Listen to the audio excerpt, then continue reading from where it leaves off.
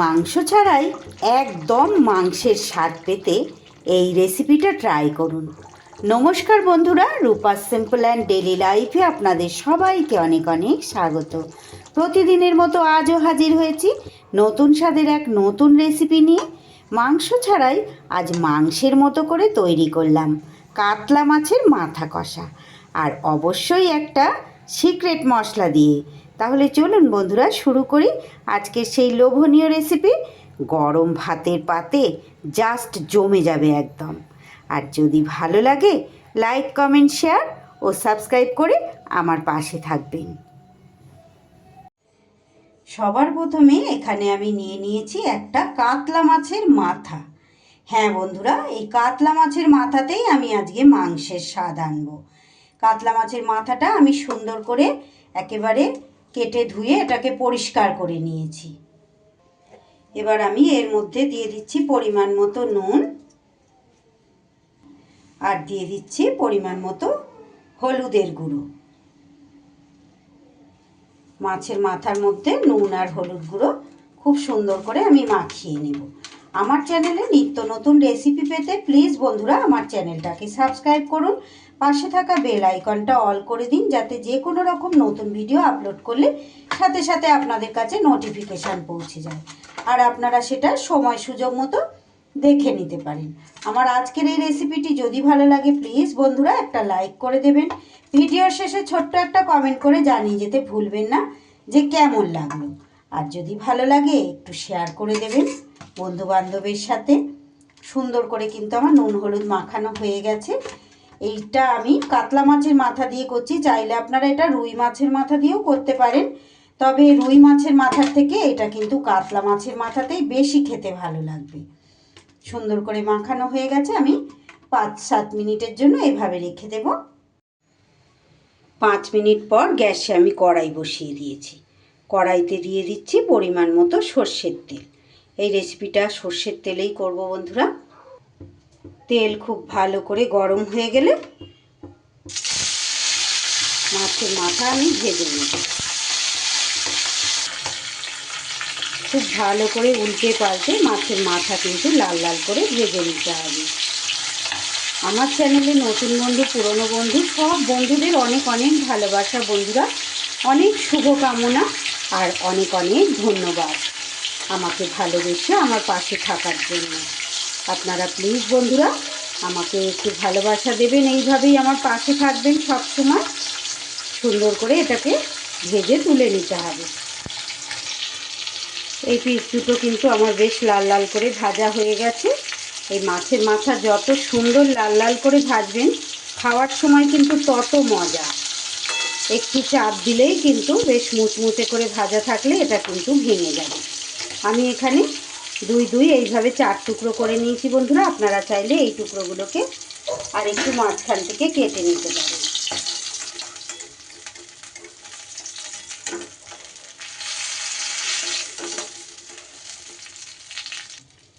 এবারে এই টুকরো দুটোও ভেজে নেব।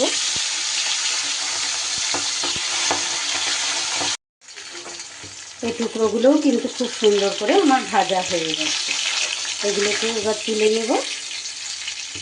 এইবার এই তেলের মধ্যেই দিয়ে দেব আমি বেশ মাংসের মতো করে বড় বড় টুকরো করে আলু কেটে নিয়েছি। এই আলুগুলোকে ভালো করে ভেজে নেব। সত্যি বন্ধুরা, মাংস ছাড়া মাংসর তরকারি বটে এটা। এতটাই লোভনীয় হয়, মাংসর থেকেও কিন্তু এটা খেতে ভালো লাগে। মাংস তো সবসময় আমরা আমাদের খাওয়া হয়ে ওঠে না, বা সবসময় মাংস খাওয়াটা ঠিকও না, কিন্তু এইভাবে যদি মাছের মাথাকেও রান্না করে নেওয়া যায় মাংসের মতোই কিন্তু একদম স্বাদ আসে।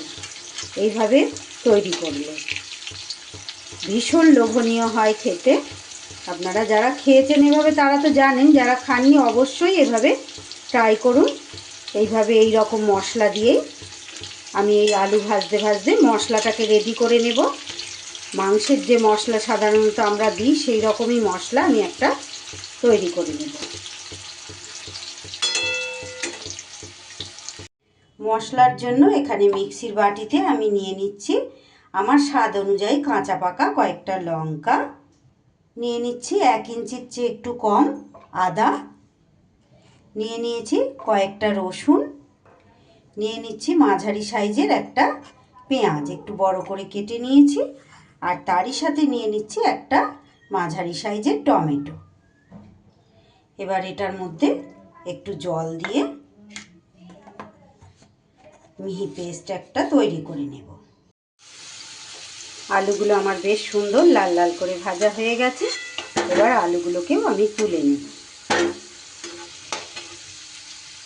এইবার তেলের মধ্যে দিয়ে দেব আমি ফোড়ন, দিয়ে দিচ্ছি একটা তেজপাতা, সামান্য একটু গোটা জিরে আর একটু গোটা গরম মশলা। সরি বন্ধুরা, এটা স্কিপ হয়ে গেছে। তেলের মধ্যে আমি দিয়ে দিলাম একটু হলুদ গুঁড়ো আর একটু কাশ্মীরি লঙ্কার গুঁড়ো। এটা ক্যামেরাটা অন করা ছিল না, আমি বুঝতে পারিনি। এটা দিয়ে দিলাম তেলের ওপরে। এটা দিয়ে দিলে দারুণ সুন্দর কিন্তু রেসিপির কালার হবে। এইবার এর ওপরে দিয়ে দেব আমি পেস্ট করে নেওয়া মশলাটা।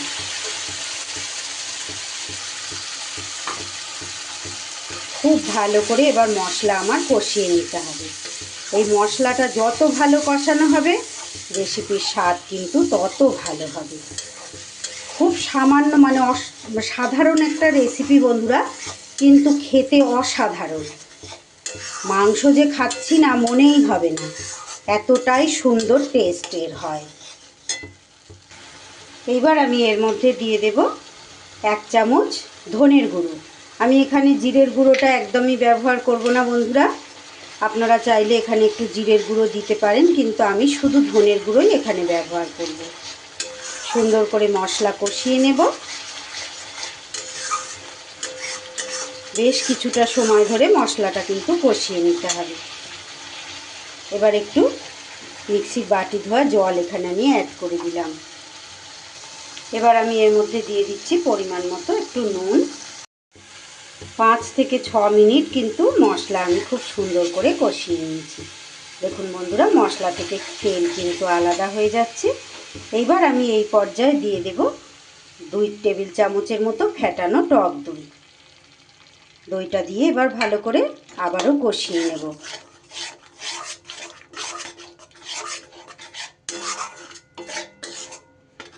আবারও দইয়ের যতক্ষণ জলটা রয়েছে ততক্ষণ পর্যন্ত কষিয়ে নিতে হবে। সুন্দর করে দইও কিন্তু দিয়ে আমার কষানো হয়ে গেছে। টক দইয়ের যে জলের অংশটুকু ছিল সেটাও অনেকটাই কমে গেছে। এই পর্যায়ে আমি এখানে দিয়ে দিচ্ছি ভেজে রাখা আলুগুলো। আলুগুলো দিয়ে মশলার সাথে একটু বেশি সময় ধরে কষিয়ে নেব। দারুণ সুন্দর একটা ফ্লেভার আসছে মশলার, দুর্দান্ত হয় খেতে বন্ধুরা। সত্যি মাংসর মতোই লাগে কিন্তু।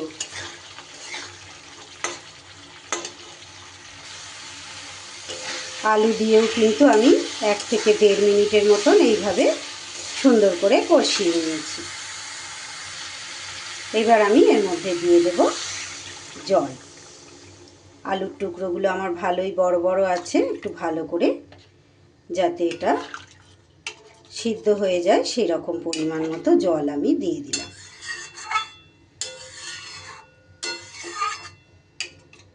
একটা সিক্রেট মশলা শেষে কিন্তু আমি এটা অ্যাড করব, যেটাতে কিন্তু রেসিপির স্বাদ দারুণ সুন্দর হয়ে যাবে। এবার ঢাকা চাপা দিয়ে আমি এটা ভালো করে সিদ্ধ করে নেব। ফিরে এলাম বন্ধুরা কিছুটা সময় পর। এবার দেখে নেব আলু আমার সিদ্ধ হয়েছে নাকি। আলু একদম সুন্দর করে আমার সিদ্ধ হয়ে গেছে। এই পর্যায়ে আমি এবার মাছের মাথাটা দিয়ে দেব, ভেজে রাখা মাছের মাথা।